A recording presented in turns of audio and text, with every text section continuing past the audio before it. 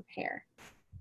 The first piece of advice that I would give to any candidate, no matter what career-related networking or recruiting event you are attending, the very first thing to do is really do some self-reflection. Clarify your goals and identify some reasons why you're interested in this event or interested in working for a startup. As Maggie mentioned, there are some nuances in this industry. You know, comfort with change and ambiguity, the possibility to work in many different capacities or wear many hats, to use that phrase. Lots of growth and rapid change, and things like that. So I encourage you to reflect and do some research to really figure out, what does it mean to work for a startup?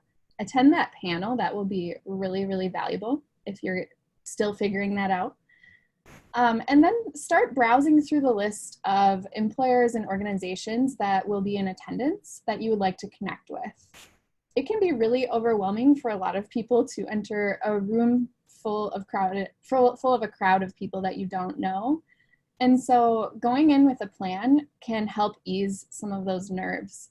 And I can share personally, when I was an undergraduate student, I felt very overwhelmed by events like this. But when you can identify at least 3 to 5 people that you want to talk to, it makes that room feel a lot smaller. And then once you've identified some employers you want to talk with, do some research on them. What are they working on? Look up some maybe news events, some statistics about their businesses. Figure out who's on their teams so that you can get a better understanding of what their needs might be. And then also be reflecting on the value that you could contribute. Your skills, your experiences, whether those are lived experiences outside of the academic world, professional experiences, or even your coursework. And think about the perspectives that you could offer that could help meet the needs of those organizations. Once you've done some of that reflection, it's also helpful to prepare how to introduce yourself. Sometimes we refer to personal introductions as an elevator pitch. If you've heard of that term, it just really means like if you were stuck in an elevator with someone for 30 seconds to 2 minutes, how would you condense your intro to share what's most relevant to that person within that time frame? That's really the meaning behind that term. And I'll talk about that on the next slide.